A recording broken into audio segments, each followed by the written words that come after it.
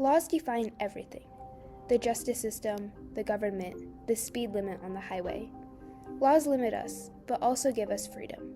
Let's take a look at some laws crucial to human rights, like due process or right to a jury. Some of these human rights are famously traced back to the oldest written constitution, the Magna Carta. Here's a very brief historical context of the Magna Carta. The barons of 1215 England were fed up with King John, who was cruel, demanded super high taxes, and stole property, so they forced him to sign this document, the Magna Carta, that guaranteed certain rights. So at first I thought, wow, the Magna Carta, which had the principle that the government is not above the law, gave all these rights to the people and basically invented the justice system. This is really important. 4 out of 62 clauses survived, and today they're in the official English law, Constitution, Bill of Rights, etc. So I compiled everything into this grand research question. Which ideas of the Magna Carta are echoed in today's law, and why were these laws able to last for centuries?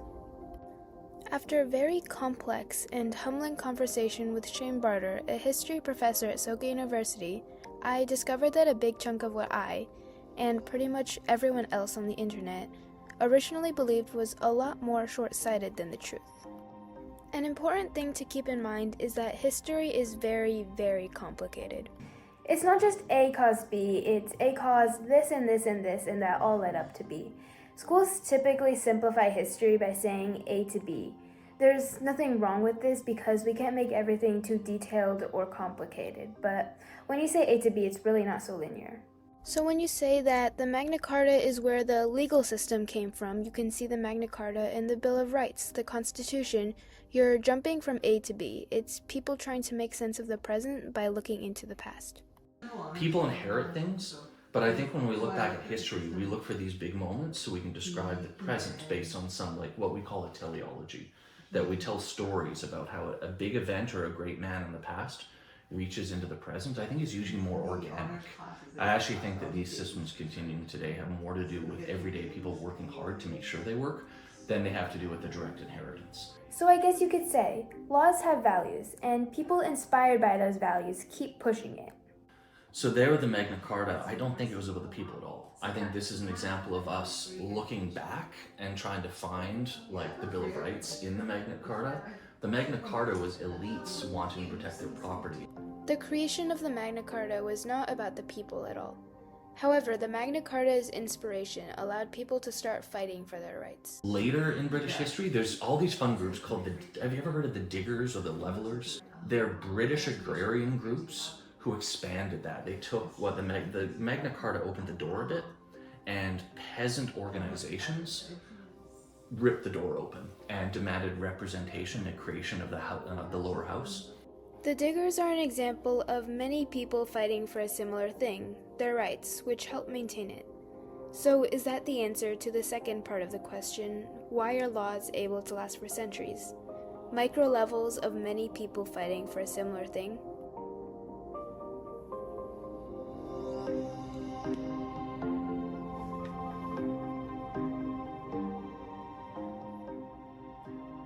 You can't allow groups like the Diggers to be constantly challenging the government. If a king tries to do something, these people can always argue back, saying, "This isn't fair, you have to stop." That's why you need a neutral arbitrator to make sure neither side oversteps. So it is a balance between what the government is trying to impose and the many different voices of society. The first part of my question was, which ideas of the Magna Carta are echoed in today's law? The short way of saying this is, there is no answer. Many people across the internet say 4. There are 4 clauses of the Magna Carta that lived, 59 that died.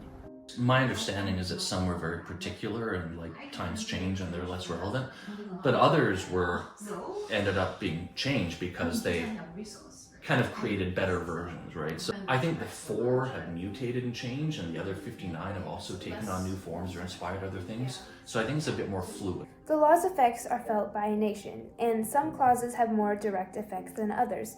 So, which ideas of the Magna Carta are echoed in today's law? I suppose the answer is, Some haven't survived completely and others haven't died completely. There's no clear separation between lived and died. Moving on, when you say laws last, you have to remember that some things just happen naturally. There's no reason for it. There's a whole literature on path dependency where the QWERTY type, the keyboard, the way we type, is not efficient, but it's the first one there and we don't know how to use it and you can't change it. So sometimes some things that could make it not change is there could be like an area of law that covers something similar, so there's less need to change it even if it's outdated. Also, laws change very slowly. It's a whole process. A law remains unless it is ruled unconstitutional by a judicial review, or the legislature can propose a bill that changes that law. So a law is pretty much set to stick around unless the legislature cares enough to change it or a ton of people really have a problem with it. Here's an example. There's the US switching to metric. They did. And they put a lot of money into it. And people got so angry and then they gave up. Right? So even a really strong, powerful state investing resources, they made a decision. But then the society pushed back and said no.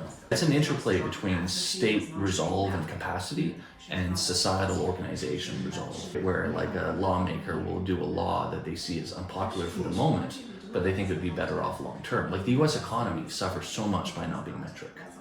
It's objectively true that it would be better off if it went metric because it would help their imports and exports, help with advances in science. They would have been better off long term, there's no doubt. But I don't think people in the 70s, when they tried to implement it, thought there'd be opposition. The Magna Carta is so long and broad and so multifaceted that they inspired other laws that many people kept pushing for a very long time. So it ends up being a back and forth between all these different varied voices of what people want and what the government wants for the country as a whole. And of course, there's countless reasons why laws last. A couple have been covered today, like how if a law's been sticking around for a while, there's less need to change it.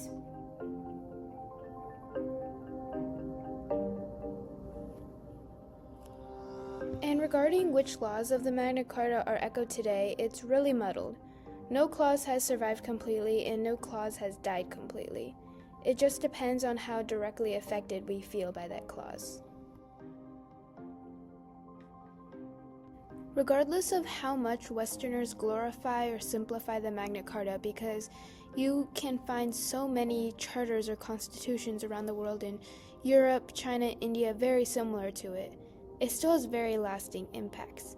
Many events in medieval history feed off of Magna Carta's long shadow because the Magna Carta allowed for these opportunities to arise. It's hard to say what the world would look like without it because, as Professor Barter explained, history is very, very complex.